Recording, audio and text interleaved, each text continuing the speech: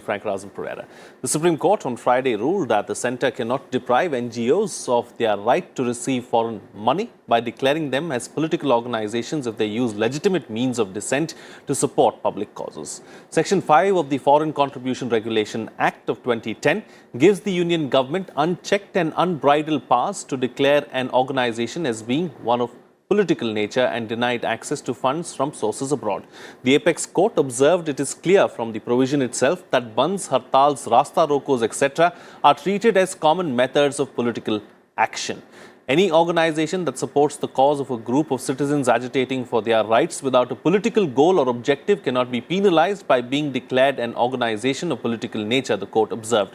The court also made it clear that organisations used for channeling foreign funds by political parties cannot escape the rigour of FCRA. On this edition of The Big Picture, we will analyse foreign funding of NGOs and the risks attached to it. Joining me on the programme today are Satya Prakash, legal editor of the Tribune, Major General Dhruv C. Katoch, retired director, India Foundation. Thank you to both my guests for joining me on this edition of The Big Picture. General, let me begin the program with you. Let's first try and analyze the judgment or the ruling of the Supreme Court, and let's find out what do you think about the ruling. You see, Frank, we have got in excess of 3 million NGOs, 3.2 million or maybe even more as of now in India. Now, on the face of it, when we are looking at what the apex court has said, it's a very liberal judgment. But when we actually come down to its practical application on the ground, what appears to be liberal in an overall picture may not actually be that conducive when we are looking into implementation mechanisms on the ground. Now, who is carrying out foreign funding and what is the purpose of that foreign funding? While it is appreciated, and of course the apex court has supported that political parties cannot take foreign funding. They have agreed to that. So that is not really the problem. But the question is, what is the nature of a political party and who are the parties who are supporting it? If we look at the Maoist movement today, they have got a whole range of organizations which appear to be social organizations, but which are actually directly linked to a Maoist cause. And they actually go into all these movements of Rasta Roko, Hartals, Bands to force the government to go on a particular line. The second point which I've got is, when we are looking at any foreign organization, no foreign country is an altruistic observer to what is happening in India. So if they pump in a few $1 million into India through an NGO for a particular cause, they have a motive. Whatever that motive may be, but that motive would be directly related to what they hope to achieve in terms of their own self-interest. Now, I want to put across a very hypothetical case, and I think this is something which we must look at with great concern. Let us say there is an economic entity, we are having economic ties with a particular country, and we want to buy, say, atomic reactors. Now, country A wants to sell us these atomic reactors, and we want to put them in a place in, say, South India. Now, country B also wants to sell us atomic reactors. And they say, okay, how do we stop entity A from buying it, from selling it to India? So you have the NGO route. And now the Supreme Court has said that when they are agitating on accepted means of agitation, Rasta Roko, Bands, Dharnas, well, if a foreign entity starts pumping in millions of dollars, I think the economic activity in that particular place can actually be brought down to zero, forcing the government to change its stand. Right. Now, is that to the interest of the people of India? Or is that to the interest of that entity which not get that contract? Stretching the argument further, we want to, say, build a particular facility for buying, for manufacturing of, say, aircraft or tanks in India. It is a private entity. Now, a foreign entity wants to sell weapons to India, and they say if India starts manufacturing its own weapons, that may not be good for our industry. So, you have an NGO, a very nice NGO, you can give it a good name. In fact, every NGO has got a good name, and I'm not saying all NGOs are bad. Some are doing yeoman service. But now, with this foreign funding which that NGO is getting, they will say, okay, we will give you $100 million, stop this contract.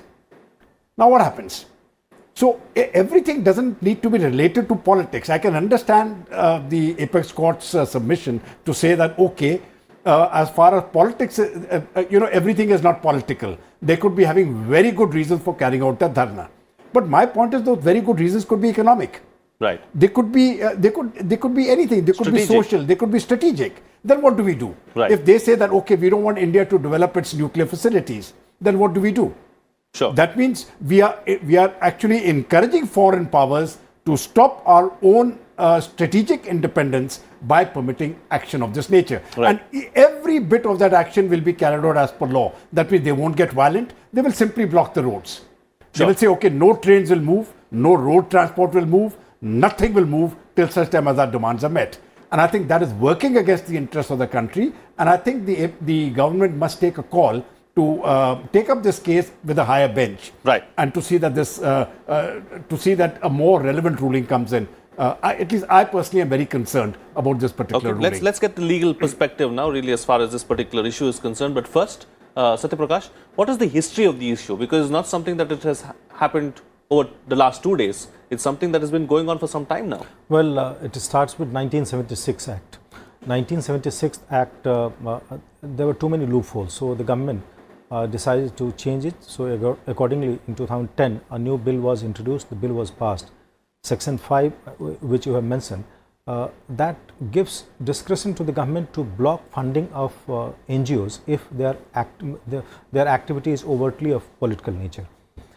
And here, that particular provision, read with certain rules framed under this act, they were under challenge before the Delhi High Court, which refused to listen, which actually dismissed the petition, and then the matter went to the Supreme Court. Before I come to the case, there are 2-3 points I would like to make. Democracy functions through institutions. There are formal institutions like legislature, executive, judiciary.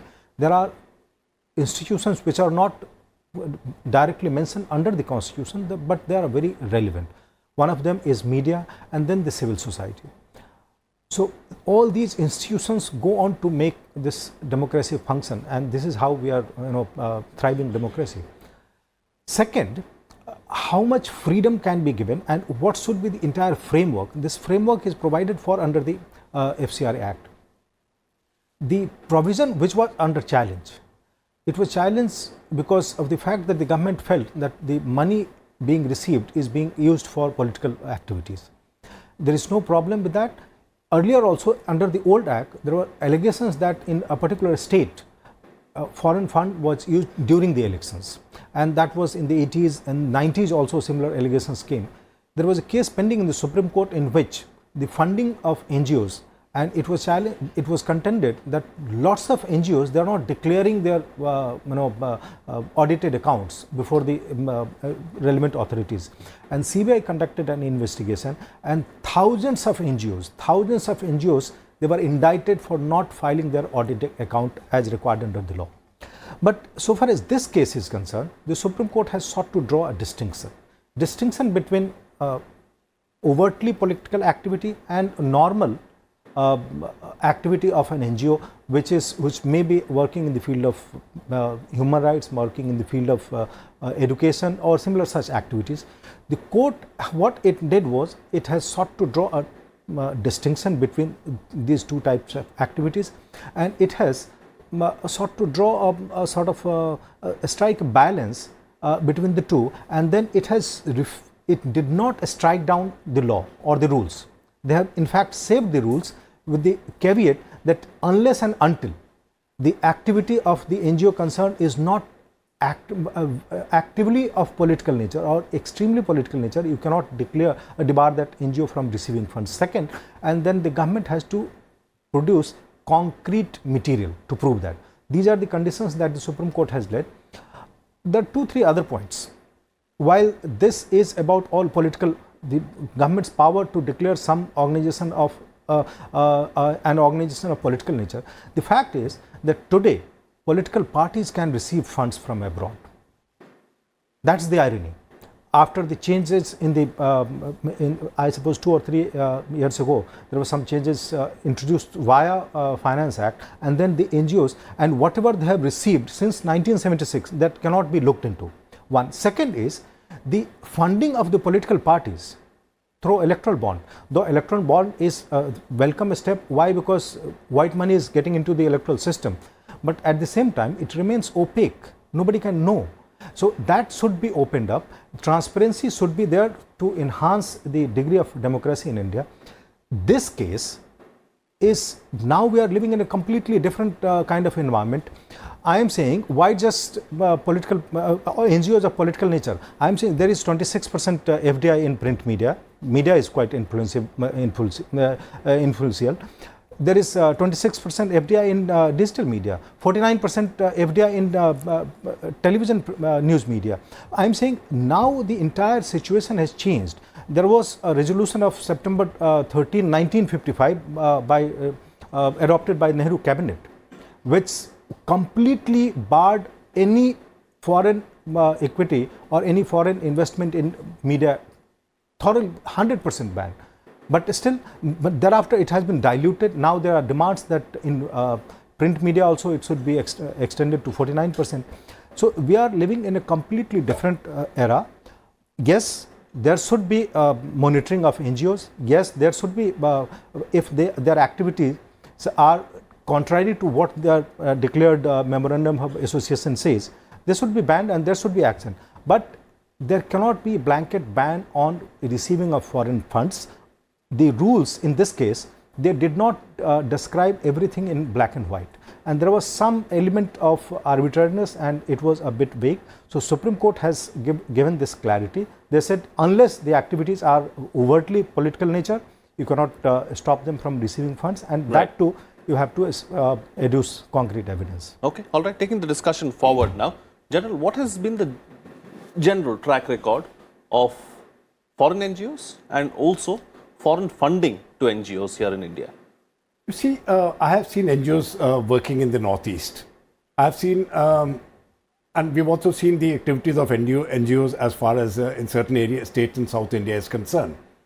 Now, there are many NGOs which have done a sterling job, right? Especially when it comes to healthcare. It has been selfless service. So my criticism is not against NGOs per se. It is against a select group of NGOs who always have a motive. And there will be intelligence agencies behind that NGO. Now, on the face of it, it looks very nice. If you, as I specifically mentioned, if you are looking into the left front, the conflict which has been raging for the past, in fact, right from the 60s onwards till now, there have been a very large group of NGOs which have been supportive of these activities. But when you look into the names and the formal charter of those NGOs, it sounds very, very good. It's very liberal. It is very heartening. But when you look into the activities, then there's a totally different picture. And you see, I think in some respect, I think that is where my concern lies. Because when the Apex Court uses the words, legitimate political activity includes dharna, stopping of roads, stopping of traffic, I do not consider that as legitimate activity. I think we need to change that definition. Because today, if India has to grow to any level, our forms of protest need to change. Is it okay for the Apex Court to say that we can close the main streets in Delhi? Is it okay for the Apex Court to say that we can close the railway system because a group of people will stop trains moving on a particular corridor till their demands are met? Now, I think these are the questions which we must answer. What is actually legitimate activity? That is where my concern is. And as I said earlier, there is no such thing as a lack of interest or economic interest or national interest. Foreign powers, if they give you money, they want something for that money. There is no altruism. So if Bill Gates says, I'm going to give India $500 billion or $1 trillion, there is something which he wants in return. The same goes for Facebook or for anybody else, right? We have their intelligence agencies of the Americans, of the Chinese, of everybody else. You see what China has done, just to put it into context, in the United States. They've had these centers which are called, I'm just forgetting the name of their sage, Okay, they just have centers there. Okay. Right, to promote Chinese culture. There are 10,000 of them. Now the Americans are getting concerned as to the activities of those particulars. Obviously, they are there to promote Chinese interests. They are not there to promote the interest of anybody else. So whenever a foreign funding comes in, I think we need to be careful. As very rightly said by my colleague, there are guidelines. Now, many of them are not following those guidelines. Right. But even if the guidelines are followed, I think activities which relate to a disruption of normal human life, which the apex court has said is okay. I think that is where my concern lies. Not Sure. in permitting them. Permitting them is fine. I think NGOs to get foreign funding, it may not be political. But to say that these activities are not political, I think I have got very serious reservations on that. Because when you start activities which hit at the very core of our democracy, which look into my rights. Now, somebody else may have a right, but how about my rights? How about my rights to move on that train? How about my rights to use that road? How about Right. my rights to go to that park? How about Sure. the rights of the millions of other Indians to use that? Now, how can the apex court say that those rights, it is okay for these people to block those rights? Okay. Then it is impinging on my rights. Right. Right. And it would have a political connotation regardless of the way which we see it. Okay, all right. Jai Sai Deepak, advocate of the Supreme Court, joins us on the program. Now, let me bring him into the discussion. You know, Jai Sai Deepak, we've spoken about the history of this particular problem. We've spoken about the risks as well. Let me take two legal aspects forward with you. One, of course, is what does Section 5 of the Foreign Contribution Regulation Act state? Secondly, what can be termed as a legitimate means of dissent? So firstly, Section 5 relates to the activities of a non-political organization, which is not strictly a party, so to speak, but which engages itself in political activity. If you look at the nature of the provision, and in fact the discussion which the Supreme Court has undertaken as part of this judgment, on the one hand, the court says that the question of vagueness is to be addressed in light of the spirit of the legislation and the objective it seeks to achieve. And then goes on to say that perhaps there is not too much of vagueness in the language that is used because the intent is clear and it is decipherable from the history of the legislation. And it has cited another judgment to support this point as well. Now, having come to that particular conclusion, the only thing that is left to ask yourself is, once you have understood the issue, once you have understood that this legislation has a specific intent, then how do you go about justifying the interpretation that unless and until you're in direct political activity, it is perfectly legitimate for an organization to receive funds from abroad for the sake of organizing bunds or dissent or whatever it may be. Nobody questions the fact that at the end of the day, legitimate means of protest is permissible under the law, and there are certain forms that the law already recognizes. But who is pulling the strings? Who are the dramatis personae involved? Whose agenda is being pushed? What interests are being protected? Who are we lobbying for? Is this a genuine protest? Is the money that is being used to fund this particular protest legal, or is it being laundered? These questions, surely the government of a country has the right to ask, because at the end of the day, foreign investment in journalism is something that the law fundamentally frowns upon and thinks twice about allowing foreign investors in journalism because it shapes public narrative. Today, it can't be anybody's case that NGOs don't play a significant role in shaping public narrative, and if anything, there are any number of NGOs in this country which are created for the purposes of money laundering, any number of NGOs which are created exclusively for creating trouble. I think the Kudankulam nuclear reactor issue was very clear, wherein people realized that certain private foreign interests were responsible for creating stage managed protests in that particular place. Through what kind of organizations? So I'm slightly taken aback by this particular verdict of the court and that particular observation. While it is just one part of the observation and the rest of it has been upheld, and the court is clear that as long as you're qualified with a political activity or an overt political activity, you're subject to the FCRA. But the court has to realize that today we live in a world of grey. The binary world has long gone.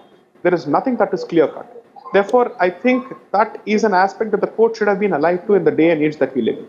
Okay, all right. So taking the discussion forward, now I'm going to take a point that the General was making earlier in the program as well forward, Satyaprakash. You know, so as far as in the name of supporting public causes, have foreign funders tried to push their own agenda here? How big of a problem is that, do you think? As Sai has mentioned, Kudankulam nuclear reactor case, and there are several other cases in which it has been used. So there is no question. There is no question about NGOs being used for a particular purpose. Here the question is, we have a law and there is a provision which empowers the government to block foreign funding of certain NGOs if their activity is that of political nature. The question is the activity of political nature or the organization of political nature. What is the threshold beyond which you can call a particular organization of political nature? That's the question. The court is saying you should have concrete evidence, concrete material to support that, one. And second, that they should be actively involved in something of political nature. That's the only qualification they have done. They have upheld the section 5 and also Rule 3, various sub rules. So there is no question of law being not upheld. The law, they have upheld the law. The only clarification given is this. My question is, if you are allowing FDI in print, FDI in digital, FDI in television media, these are all much more influential medium, and thereafter you are also allowing foreign fund in political parties. Political parties can receive funds, and also there is the funding of political parties via electoral bond. It's quite opaque. So I am saying you make it, there should be transparency in political funding as well. Here, so far as this law is concerned, if there are any ambiguity and the government thinks that there is any problem, it can seek a review, and then it can be referred to a larger bench thereafter. Also, if they don't get any relief, they have every right to move a bill in Parliament and ask Parliament to amend the law.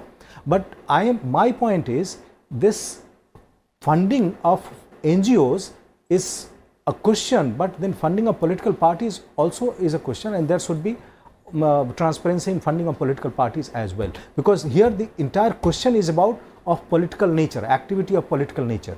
Foreign funding in activity of political nature, that should apply to political parties as well. Okay, all right. The scope should be widened, and also we have to ensure that there is transparency in the entire system. That's the way forward, is what you're suggesting. Let's get closing comments from all the panelists now on the best way forward really to, as far as this particular issue is concerned. General, starting first with you. No, I think very frankly, I think I'm concerned because this interpretation which has been given by the Apex Court is open to abuse. And I think we will have foreign funders who will really try to derail certain aspects of our economic and strategic functioning.